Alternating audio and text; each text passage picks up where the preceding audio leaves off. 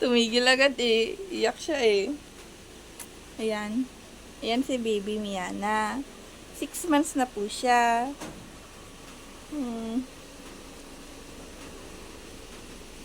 Ano? Iyak ka pa? Iyak ka pa? Guys, anong tawag dito? Nakita ko lang kanina, may patubo na siyang ngipin. Ayan o. Tignan natin. May patubo na siyang ngipin, dalawa. Wait lang. Papakita ko. Iba kasing cellphone tong gamit namin eh. Ayan o. Paano ko mapapakita sa inyo? Wait lang.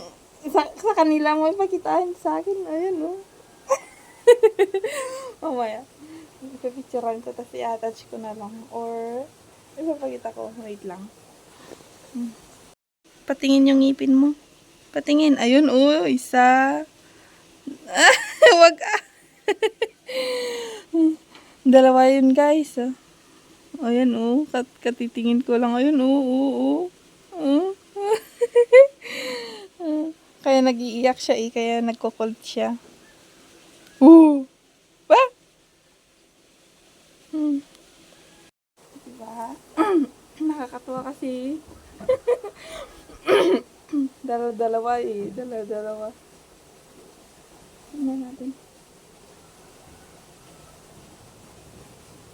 Kaya pala siya iyak ng iyak ka. 3 araw na siyang mahirap makatulog. Pero pag nakatulog naman na siya, tuloy-tuloy na yun. Tapos nagigising naman ng maaga, mga 3 o'clock. Ganun. At saka meron pa nga yung 2 AM gising na siya tapos naglalaro.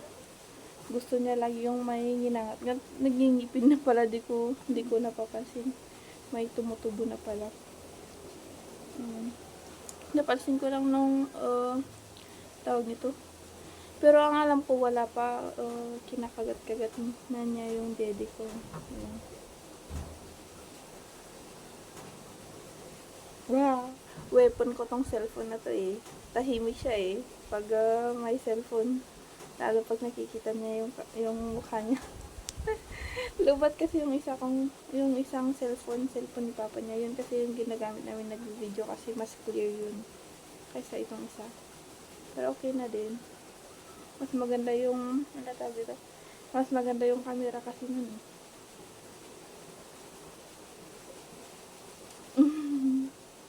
Wow, pero okay lang. Basta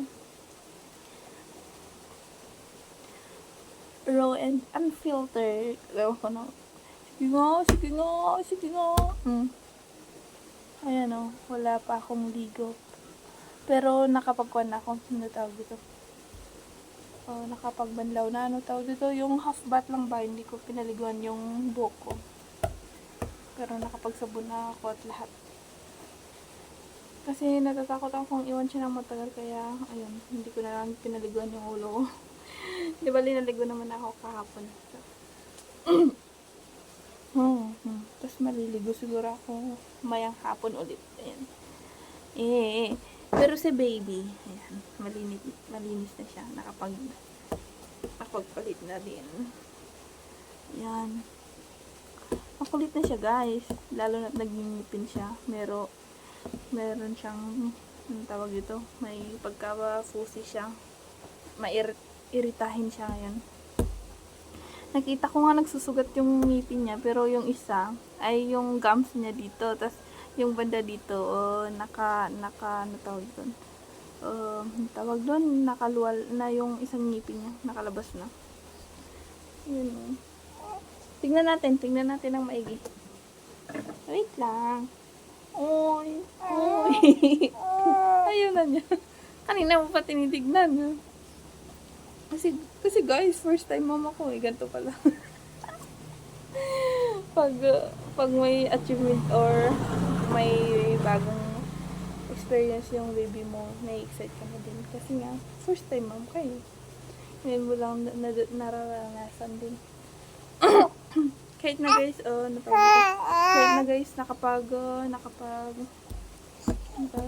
nakapag-alaga na ako ng iba't ibang bata kasi nung dalaga pa kasi ako, hindi pa naman ako kasal, pero nung wala pa akong, ang tawag dito, hindi pa kami ng tatay niya, nag-aalaga din ako ng iba't ibang bata. Makakakilala ko din. Ano to? Nakikipagbuwanan ako pag walang pasok. Lalo na nung, ano tawag dito? Nung nagkaroon ng COVID-19, tas nagkaroon ng lockdown, walang pasok, ganun. Di ba maraming buwan yung walang pasok? Doon nakipagbuwanan din ako. Bibing-bibi din. Nalagaan ko. Kasama yung nanay. Pero, iba pa din yung excited kapag sarili mo ng anak. Ayan o. May tigyawat pa akong malaki. Wala! Ang laki ng tigyawat ng mama mo.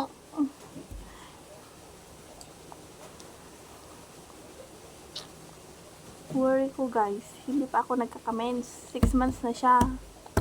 Ano ba yan? Medyo kinakabahan ako ah. Yun yung worry ko. 6 months na ako, di pa ako nagka-commence.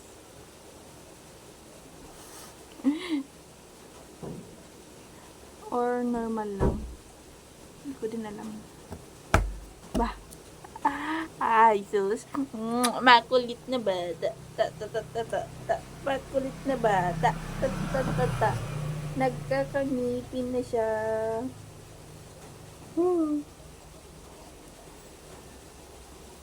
Nagkakangipin na ang makulit na bata. Ay, sus. Wow. Ay, sus. Short video lang tayo guys, baka wala pang 10 minutes ito, tapos i-upload ko na din kasi ano tawag matagal-tagal wala kaming upload, pero ngayon araw mag-upload ako ng sunod-sunod, pero schedule ko na lang para hindi masyadong sunod-sunod ganun. Pero ngayon araw ko siya i-upload.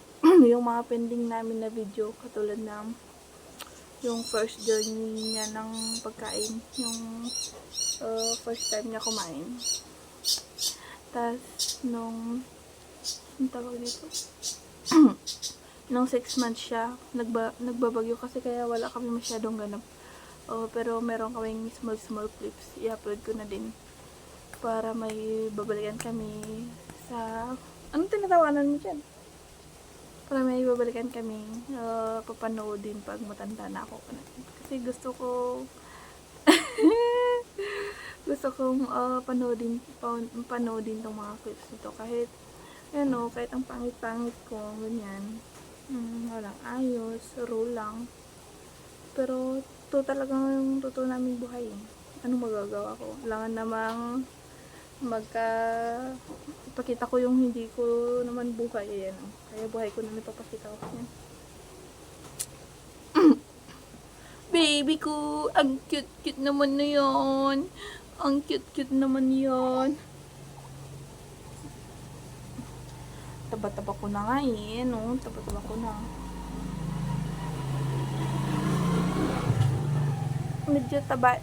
Medyo tumaba naman na ako bago ako nagbuntis, pero hindi ako yung normal lang din naman. Gusto ko pa yung taba ko, pero ngayon hindi ko na nagugustuhan. Ayun, lalo na nung nag-breastfed na, kain na ng kain, hindi naman pwedeng hindi kumain kasi may nagdedede na baby na to. Yun. Tapos kita nyo naman guys, nag-struggle ako na, makikita nyo guys dun sa i-upload ko na journey niya sa pagkain, yung food journey niya.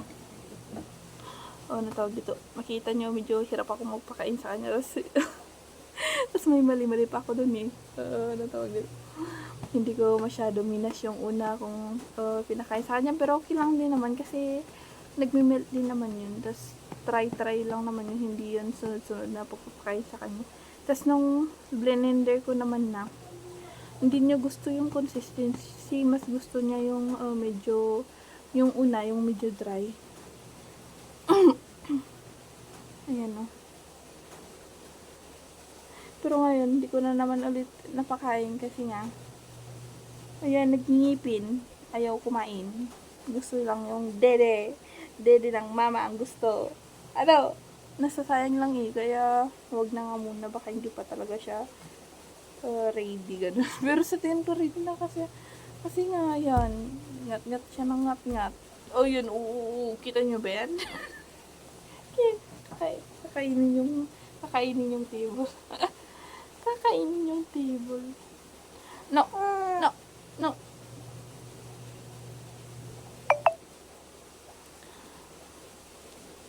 Yun lang guys, magti 10 minutes na tong video na to eh. Sus. Okay, paubutin natin ng 15 minutes. Para wala nang edit.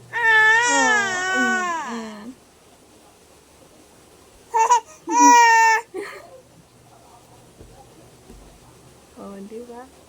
Ang cute-cute mo, anak. Ang cute-cute naman ng baby na yan. Ay, sus. Ang bilis-bilis mo. Lumaki. Pero sa akin, sabi nila, bilis-bilis niya daw lumaki. Pero sa akin, hindi siya mabilis. Kasi ako lang yung nag-aalaga, kaya hindi mabilis. Lagi ko sa hawa ko. Ay, sus. Pero sigurado ako, hindi ko ito mamamalayan. Lalaki na din siya. Kasi iba-ibang tayo ng postpartum kasi ng mga nanay. Ako, ang pinakamahirap sa akin tong postpartum. Kasi minsan, ano tawag naman dito? Alam ko naman na normal lang yung iyak siya ng iyak kasi nag-alaga na nga ako ng iba't ibang bata na hindi ko naman kaano-ano gano'n. Tapos yung mga pinsan ko, inalagaan ko na din. Ano tawag dito? Mapagpasensya naman ako sa mga bata. Gustong-gusto ko nga mag-alaga. Pero nung anak ko na, tawag dito, parang ayaw ko siyang umiyak. Parang napo-frustrate ako kaya medyo hindi ko alam kung ano tawag, kung nagagalit ako or na-stress lang kasi nga napapaiyak ko siya kasi nga ayun, hindi ko malaman kung anong gusto. Iyak siya na iyak. Minsan lang naman kasi hindi naman lagi. Tapos nakikipag-away kasi siya sa pag pinapadede ko siya or pinapakain. Ikabutian lang. Iparanam sa kanya yun. Kaya medyo frustrating. Kasi nga, pagod ka. Tapos sa huling, ano tawag dito? Sa end of the day pa siya, yun, mag-iiyak.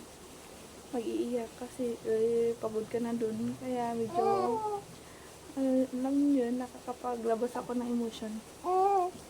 Kasi lagi hapon eh. Hapon siya mahirap lagaan. Wala na akong energy sa hapon.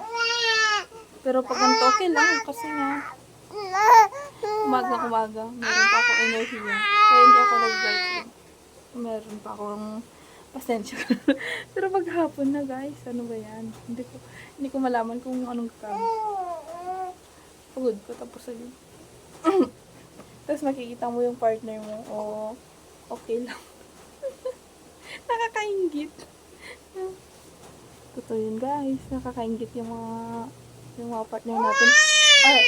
At alam naman natin na pagod din sila kasi galing sila sa trabaho, pero tayo 24/7 guys, 24/7. Kaya okay lang.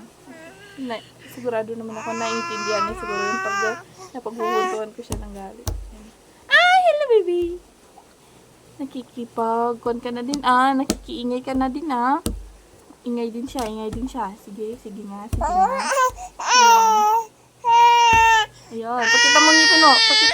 Pakita mo. Ayan.